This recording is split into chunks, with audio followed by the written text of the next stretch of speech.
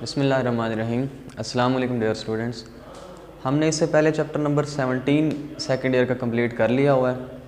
उसके जो short questions और न्यूमेरिकल्स हैं वो आप लोग खुद कीजिए। अगर नहीं होंगे तो हम फिज़िकल क्लासेस में उनको डिस्कस कर लेंगे। लेकिन हमारी ख्वाहिश है कि जल्द अज जल्द ये जो कुछ लेक्चर्स हमारे रहते हैं इनमें हम अपने कुछ नेक्स्ट चैप्टर्स को जल्दी से कवर कर लें। तो 17 के बाद जो पेयरिंग के अकॉर्डिंग हमारे पास चैप्टर नंबर 19 है जिसको हम आज स्टार्ट करेंगे। तो स्टूडेंट्स चैप्टर 19 बहुत इंपॉर्टेंट चैप्टर है। इसका नाम है डॉन ऑफ मॉडर्न फिज़िक्स। इसको हम स्टार्ट से शुरू नहीं कर रहे क्योंकि हमारे पास इसमें बहुत सारे टॉपिक्स हैं जो स्किप हुए हुए हैं, बहुत सारे कॉन्सेप्ट्स हैं जो स्किप हुए हुए हैं। तो हम आज बेसिक जो है ना इम्पोर्टेंस डिस्कस करने जा रहे हैं ब्लैक बॉडी की, जो कि आजकल के रिसर्च में बड़ा एक रोल प्ले कर रही है। ब्लैक होल की डिस्कवरीज और ये सारी बातें जो आप लोग आजकल सुन रहे हैं साइंस के इरा में, उनमें ब्लैक बॉडी रेडिएशंस और ब्लैक बॉडी का बहुत इंपॉर्टेंट रोल है। तो आज हमने जो टॉपिक पढ़ना है, हमारे पास पहला टॉपिक है ब्लैक बॉडी रेडिएशंस। ठीक है जी। तो ब्लैक बॉडी रेडिएशंस, अब स्टूडेंट ज़हन में आता है कि ब्लैक बॉडी है तो इसका मतलब कोई ब्लैक किस्म की बॉडी होगी। ऐसा कोई सीन नहीं है। Sun is also a black body. Sun भी एक ब्लैक बॉडी है, वो भी रेडिएशंस को इमिट करता है। ठीक है जी। तो ब्लैक बॉडी ऐसा नहीं है कि सिर्फ ब्लैक बॉडी को हम कहेंगे। हाँ, जब हम कोई ब्लैक बॉडी बनाने की कोशिश करते हैं तो हम कोशिश करते हैं कि ब्लैक बॉडी को अंदर से ब्लैक रखा जाए ताकि वो ज़्यादा से ज़्यादा रेज़ को एब्जॉर्ब करे या इमिट कर सके। वो सारे प्रोसेसेस जो हमें ब्लैक बॉडी बनाने में या ब्लैक बॉडी को पढ़ने में हमें ज़रूरत पड़ेंगे वो हम डिस्कस करेंगे। साथ साथ हमारे पास एक बहुत इंपॉर्टेंट कर्व है। वेन्स और रेले जिन दो साइंटिस्ट हैं, इन्होंने मिलकर इनको किया था, इसको एक्सप्लेन किया था शॉर्टर वेवलेंथ के लिए, लॉन्गर वेवलेंथ के लिए। कुछ ये एमएससी का भी टॉपिक है स्टूडेंट्स, तो हम इसको एफएससी तक लिमिटेड रखेंगे और इम्पोर्टेंट बेसिक जो इसके कॉन्सेप्ट्स हैं उसको डिस्कस करेंगे। तो आइए चलते हैं हम ब्लैक बॉडी की तरफ। What is black body? Chapter number 19 में जो पहला हमने स्मार्ट सिलेबस के अकॉर्डिंग टॉपिक डिस्कस करना है, that is black body radiations. तो स्टूडेंट्स ब्लैक बॉडी रेडिएशंस में हमारे पास हमने पहले डिस्कस करना है what is an ideal black body. Black body होता क्या है, हम इसको ब्लैक बॉडी क्यों कहते हैं?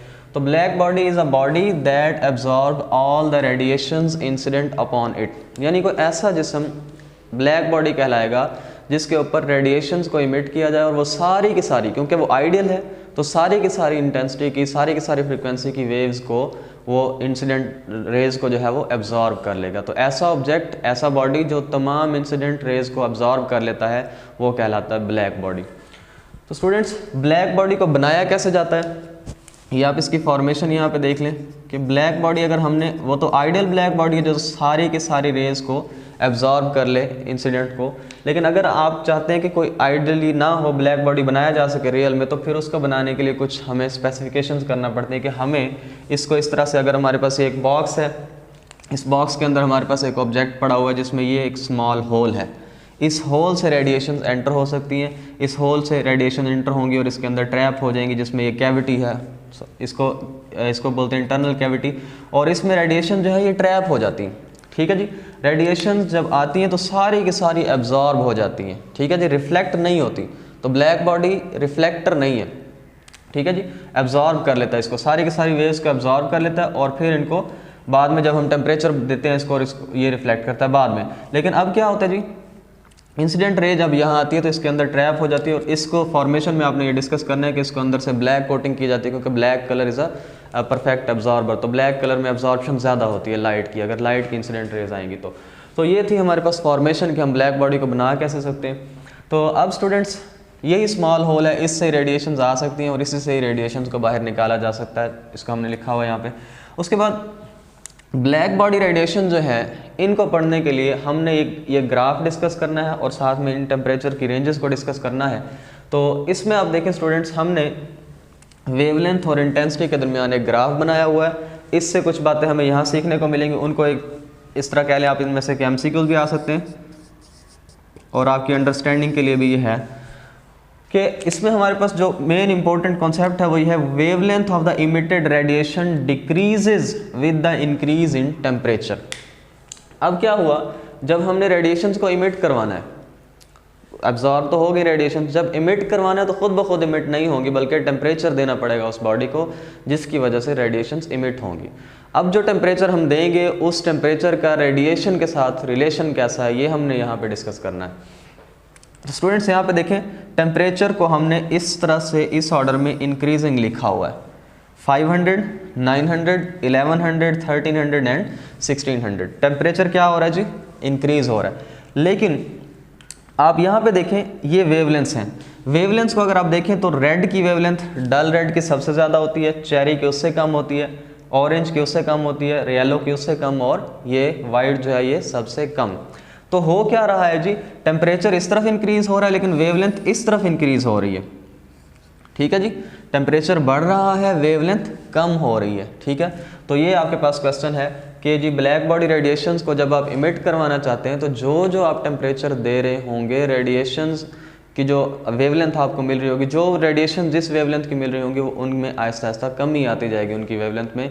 तो पहले ज़्यादा रेडिएशन जो है ज़्यादा वेवलेंथ वाली खारिज होंगी, उसके बाद उससे कम, उसके बाद उससे कम, और इस तरह से रेडिएशन की वेवलेंथ कम होती जाएगी जब जब आप टेम्परेचर को इंक्रीज़ करते जाएंगे। तो ये था, आपने कॉन्सेप्ट डिस्कस किया। तो यहाँ से कोई भी एमसीक्यू आ सकता है कि 900 पे चेरी रेड होता है, 1100 पे ऑरेंज रेड होता है, 1300 पे येलो हो जाता है और 1600 पे वाइट हो जाता है। तो वाइट की वेवलेंथ सबसे कम है, और ये जब आपने टेम्परेचर 1600 किया, तो ये एक सैम्पल के लिए हमने डिस्कस किया। अब हम स्टूडेंट बढ़ते हैं, ये जो एनर्जी डिस्ट्रीब्यूशन कर्व है, एनर्जी और इंटेंसिटी भी आप इसको कह सकते हैं। तो हमने यहाँ पे एक ग्राफ डिस्कस किया हुआ है वेवलेंथ के दरमियान और इंटेंसिटी के दरमियान, कि जो रेडिएशन इमिट होंगी उनमें मुख्तलिफ टेम्परेचर पे मुख्तलिफ इसमें करेक्टरिस्टिक्स पाई जाएंगी, उनको हमने डिस्कस करना है। ये बहुत इंपॉर्टेंट कर्व है। तो इस कर्व को जो एक्सप्लेन किया वो प्रिम्शाइन और लूमर, इन दोनों ने मिलकर ये एक्सपेरिमेंट किया। फिर इस कर्व को एक्सप्लेन किया वेन्स ने और रेले जीन्स ने, इन दोनों ने मिलकर। वो एमएससी का वैसे टॉपिक है, यहाँ पे हम इस कर्व को सिर्फ पढ़ना चाहते हैं कि वो क्या है। स्टूडेंट्स इस तरफ देखते जाएं, वेवलेंथ इंक्रीज हो रही है और इस तरफ इंटेंसिटी इंक्रीज हो रही है, और ये हमारे पास डिफरेंट टेम्परेचर्स पे रेंजेस मिल रही हैं इंटेंसिटी की। ठीक है जी, इंटेंसिटी की या फ्रीक्वेंसी भी आप इसको कह सकते हैं। जब जब वेवलेंथ कम होती जाएगी, इंटेंसिटी जो है वो बढ़ती जाएगी, फ्रीक्वेंसी बढ़ती जाएगी। तो हमने इसमें से कुछ रिजल्ट्स को डिस्कस करना है। तो पहले नंबर पे हमारा जो रिजल्ट है that is non uniform distribution of energy. तो आप स्टूडेंट्स देखें, यहाँ पे एनर्जी की डिस्ट्रीब्यूशन जो है वो नॉन यूनिफॉर्म है। अब एनर्जी क्या है? इस कर्व के नीचे वाला एरिया जो है वो एनर्जी होगी। ठीक है, तो इसमें देख लें, इसमें देख लें, इसमें देख लें, तो इसमें कोई भी यूनिफॉर्मिटी आपको नज़र नहीं आ रही, इंक्रीजिंग फिर डिक्रीजिंग। तो ये हो गया आपके पास नॉन यूनिफॉर्म एनर्जी डिस्ट्रीब्यूशन के। मुख्तलिफ वेवलेंथ्स पे जब आप आते हैं तो मुख्तलिफ एनर्जी इनकी मिलती है आपको, ये जो रेज हैं इनकी। दूसरे नंबर पर है Wien's displacement law. Veins displacement law एक इंपॉर्टेंट शॉर्ट क्वेश्चन हो सकता है, बल्कि है भी, ये पेपर में आया। तो लैम्डा मैक्सिमम, अब स्टूडेंट्स लैम्डा मैक्सिमम क्या है? वो वेवलेंथ, लैम्डा मैक्सिमम वो वेवलेंथ है जिसके ऊपर आपके पास जो इमिटेड रेडिएशंस आई। ठीक है स्टूडेंट्स, हम डिस्कस क्या कर रहे हैं? रेडिएशंस को जो इमिटेड रेडिएशंस हैं उनको डिस्कस कर रहे हैं। तो रेडिएशंस इमिटेड जिस जगह पे ज़्यादा होंगी, ये आप ऐसे कह लें कि जिस वेवलेंथ के ऊपर या जिस टेम्परेचर की रेंज के ऊपर आपके पास मैक्सिमम इंटेंसिटी मिली, इंटेंसिटी का मतलब तादाद है।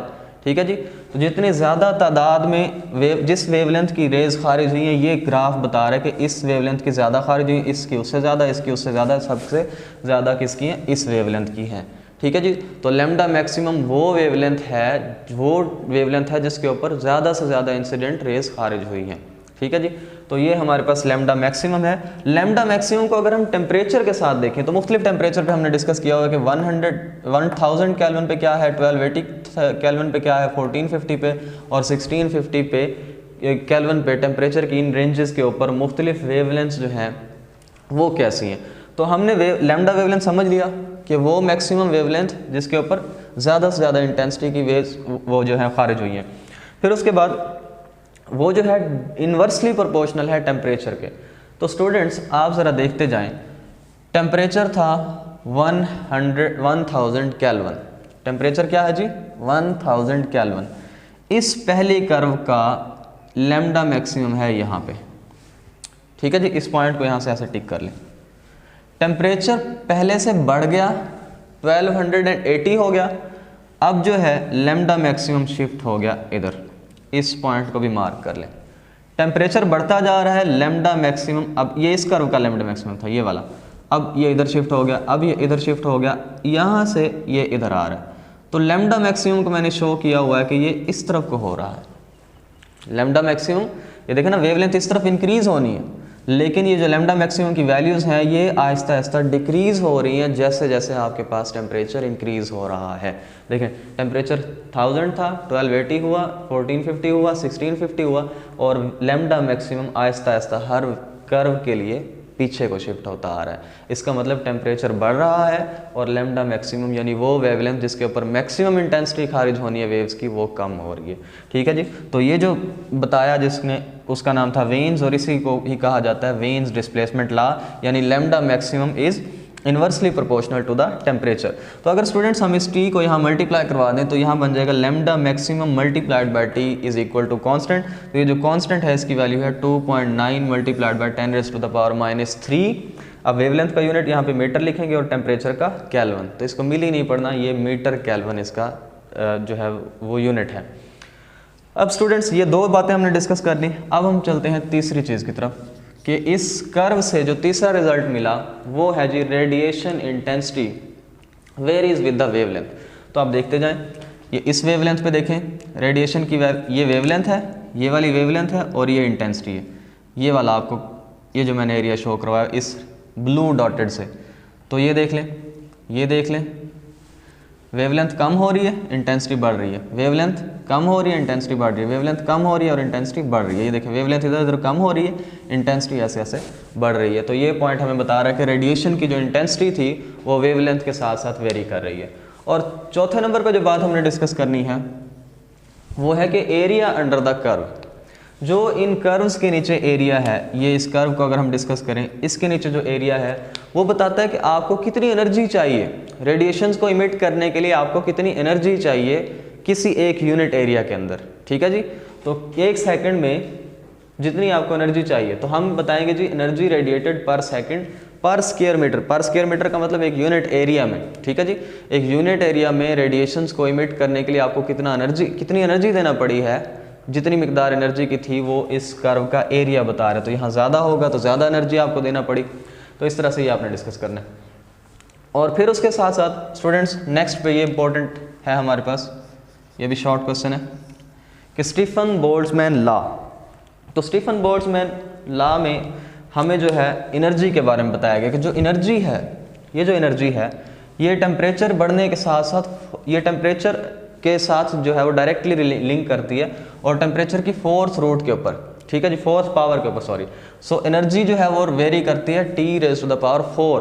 तो यहाँ पे आप देखते जाएं जैसे जैसे टेम्परेचर बढ़ता जा रहा है तो आपके पास कर्व्स बड़ी होती चली जा रही हैं। टेम्परेचर बहुत ज़्यादा बढ़ रहा है लेकिन एनर्जी इससे थोड़ी कम बढ़ी, थोड़ी और बढ़ी, थोड़ी और बढ़ी। तो इस तरह से ये जो रिलेशन है इनका आपस में डायरेक्ट रिलेशन है। ठीक है जी, वेवलेंथ का और टेम्परेचर का इन्वर्स रिलेशन है जो कि वेन्स डिस्प्लेसमेंट लॉ में पता चला, और स्टीफन बोल्ट्जमैन लॉ में हमें क्या पता चला कि टेम्परेचर का और एनर्जी का डायरेक्ट रिलेशन है। ठीक है जी, आप एनर्जी टेम्परेचर बहुत ज़्यादा बढ़ाते जाएंगे तो फिर क्या होगा, आपके पास उस तरह से एनर्जी भी ज़्यादा आपको चाहिए होगी। यानी जैसे जैसे आप टेम्परेचर बढ़ा रहे हैं ऑब्वियसली आप एनर्जी उनको दे रहे हैं, और एनर्जी देने से क्या होगा, रेडिएशन जो है वो इमिट हो जाएंगी। तो E is directly proportional to T⁻⁴। और अगर हम यहाँ पे इसको ख़त्म करें तो हमारे पास एक कांस्टेंट आएगा जिसको हम बोलते हैं सिग्मा। तो sigma is called the Stefan Boltzmann constant and it's value is 5.67 multiplied by 10⁻⁻8 वाट पर मीटर स्क्वायर पर केल्विन की रेज पावर 4 जो है। ठीक है जी, पर केल्विन रेज पावर 4। तो ये जो है यहाँ से इसकी वैल्यूज़ आएंगी। जब अगर आप यहाँ से सिग्मा निकालें तो सिग्मा आ जाएगा E/T⁻⁴। तो पर केल्विन में जो 4 पावर आ रही है ये केल्विन के यूनिट्स की वजह से आ रही है, और एनर्जी जो है वो एक यूनिट एरिया की है तो इस वजह से ये हमारे पास वाट पर मीटर स्क्वायर में उसकी एनर्जी आ जाएगी। तो ये था स्टूडेंट्स आज का हमारा टॉपिक जिसमें हमने डिस्कस किया कि ब्लैक बॉडी रेडिएशन जो है वो क्या है, ब्लैक बॉडी रेडिएशन जब इमिट होती हैं तो उनका टेम्परेचर के साथ क्या रिलेशन होता है, उनकी मुख्तलिफ टेम्परेचर की रेंजेस के ऊपर वेवलेंथ कैसी होती है, इंटेंसिटी कैसी होती है, वो कैसे वेरी करती है, और टेम्परेचर का एनर्जी के साथ क्या रिलेशन होता है। ये था हमारा आज का टॉपिक जो कि बहुत इंपॉर्टेंट टॉपिक है, आपने इसको अच्छे से तैयार करना है। नेक्स्ट टॉपिक हम इंशाल्लाह फोटो इलेक्ट्रिक इफेक्ट पढ़ेंगे। तब तक के लिए अल्लाह हाफिज़।